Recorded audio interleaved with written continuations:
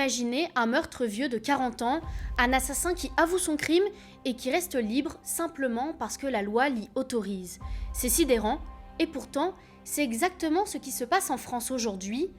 Au cœur de cette affaire, Marie-Thérèse Bonfanti, une jeune femme de 25 ans, disparue en 1986 à Pontcharrat, en Isère.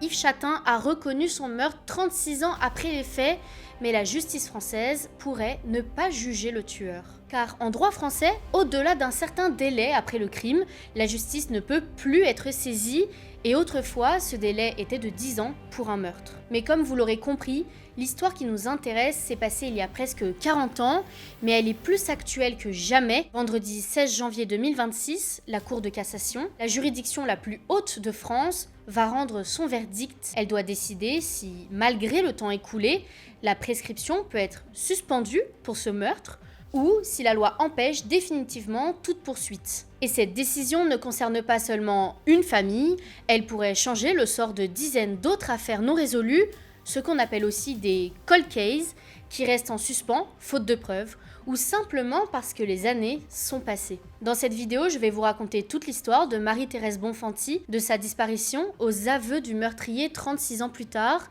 et vous expliquer surtout pourquoi le verdict de la Cour de cassation pourrait bouleverser la manière dont la justice française traite les crimes anciens. Le 22 mai 1986, Marie-Thérèse Bonfanti, 25 ans, distribue des journaux pour arrondir ses fins de mois.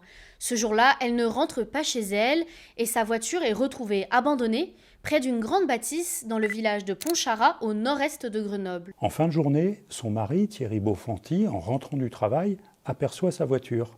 Et tout de suite, il perçoit qu'il y a quelque chose d'anormal. Le coffre est ouvert, les clés de contact sont sur la voiture et le sac à main de sa femme est sur le siège passager. Donc il est inquiet, il alerte les gendarmes et l'enquête démarre. 2 suspects sont alors placés en garde à vue. Thierry Bonfanti, son mari, mais il est rapidement disculpé, et Yves Chatin, qui habite dans la maison où la voiture a été retrouvée. Il a présenté un alibi, il a expliqué que cet après-midi du 22 mai 86, il est allé faire des achats dans un magasin de bricolage. On s'apercevra un peu plus tard que les horaires coïncidaient pas vraiment. Faute de preuves, l'enquête se termine par un non-lieu en novembre 1987. La mère de Marie-Thérèse Bonfanti a fait quantité de démarches. Elle a distribué des tracts, elle a participé à des émissions télévisées, elle a fait des pieds et des mains pour récupérer les PV d'audition d'Yves Chatin. Mais oui, la famille de la victime ne perd pourtant jamais espoir et tente à plusieurs reprises de relancer le dossier, convaincue de l'implication d'Yves Chatin. Mais l'affaire va rester dans le silence pendant plus de 30 ans. On est au milieu des années 80. On est juste 2 ans après le meurtre du petit Grégory et les process en matière d'enquête criminelle étaient totalement différents. Et l'habitude des juges d'instruction, quand ils n'arrivaient pas à identifier un coupable, était plutôt de clore l'enquête, ce qu'on appelle de rendre un non-lieu. C'est en 2019 que la famille rencontre l'association de recherche de personnes disparues pour relancer l'enquête. Ensemble, ils rédigent alors un mémoire détaillé et le transmettent au parquet de Grenoble. Le dossier est alors confié au groupe Cold Case de la gendarmerie de Grenoble, qui réexamine tous les documents et marque alors un tournant décisif dans l'affaire.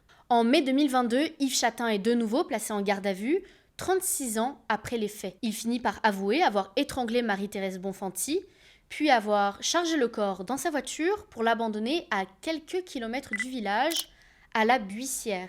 Évidemment, les gendarmes ont mené des fouilles sur ces indications et on a retrouvé notamment le crâne de Marie-Thérèse Bonfanti. Donc cet homme a dit la vérité, il l'a bien tuée, cette femme. Il a expliqué avoir eu, le 22 mai 1986, une altercation verbale avec Marie-Thérèse Bonfanti, sa voiture gênant le passage de la sienne, puisqu'il était en train de revenir d'avoir fait des courses. Il est ensuite rentré à son domicile. Elle est allée le retrouver chez lui pour lui demander de s'excuser de son comportement outrancier. Il l'a alors saisie par le cou, à 2 mains, et l'a tuée par étranglement. Mais très vite, un obstacle majeur se présente, la prescription. En effet, le meurtre ayant eu lieu en 1986 et le délai légal de prescription pour ce type de crime étant de 10 ans à l'époque, l'affaire est juridiquement close. La famille, elle, conteste cette interprétation. Pour elle, la prescription devrait être suspendue car le corps avait été dissimulé et l'affaire n'a pas pu être élucidée plus tôt. Mais la tendance est plutôt d'augmenter ces délais de prescription pour qu'on puisse continuer à enquêter et à rechercher le plus longtemps possible. Et la chambre d'instruction d'une cour d'appel de Grenoble décide aussi de maintenir la mise en examen d'Yves Chatin. Elle adopte une interprétation favorable à la famille. Selon elle, le délai de prescription ne commence pas en 1986, mais en 2022, au moment des aveux. Les juges invoquent ce qu'on appelle des obstacles insurmontables, l'absence de scène de crime et la dissimulation du corps qui ne permettent pas de dire précisément la date du décès de la victime. Ces éléments, selon eux, ont rendu impossible toute action judiciaire dans les années suivant le crime. Mais Yves Chatin ne se satisfait pas de cette décision et forme alors un pourvoi en cassation. Après plusieurs réponses de la justice, l'affaire est cette fois-ci renvoyée devant la Cour de cassation, la formation la plus solennelle de la juridiction où toutes les chambres sont représentées. Le second raisonnement de la chambre d'instruction repose sur l'observation que la date de la mort de Marie-Thérèse Bonfanti peut être tenue pour inconnue, de sorte que, dans l'incertitude du point de départ de la prescription, il convient de retenir la date des aveux de M. Chatin comme date de point de départ. Et c'est cette audience dont je parlais au début de la vidéo, prévue vendredi 16 janvier, qui décidera du sort de cette affaire. La question centrale est donc claire. Lorsque le corps d'une victime a été dissimulé ou que le crime est ancien, peut-on considérer que la prescription doit être suspendue ou décalée ? Cette décision aurait aussi des conséquences sur d'autres affaires, notamment une dans l'Ouest qui concerne la disparition de Marlène Marquis en 1989, une affaire très similaire. Elle avait disparu, c'était la mère de 2 enfants. Son mari, à l'époque, avait expliqué « Oh, elle est probablement partie dans le sud avec son amant ». Et étonnamment, cette explication avait suffi. Les enfants sont devenus des adultes. Au fil du temps, ils ont posé davantage de questions à leur père. Ils ont fini par se rendre en gendarmerie. Cet homme a été placé en garde à vue. Et lui aussi, plus de 30 ans après, il a finalement avoué avoir tué sa femme. Et dans cette affaire également, il y a toute une procédure en cours avec un débat autour du délai de prescription. Quoi qu'il arrive, la décision de la Cour de cassation sera historique. Et 2 scénarios sont possibles. Si la prescription est confirmée, Yves Chatin restera libre malgré ses aveux et la famille Bonfanti n'obtiendra jamais de procès.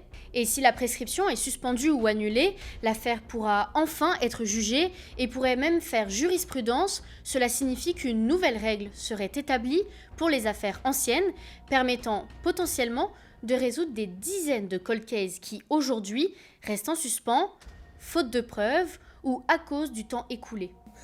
L'avocat de la famille Bonfanti dit par exemple que ça pourrait concerner une 40aine d'affaires actuellement traitées par le pôle de Nanterre et peut-être plus concernant tous les cold cases qui ne sont pas au pôle de Nanterre mais qui sont encore dans les autres juridictions. Ce verdict ne se limite donc pas à une famille ou à un village, il représente un enjeu pour tout le système judiciaire français, pour sa capacité à rendre justice, même des décennies après un crime.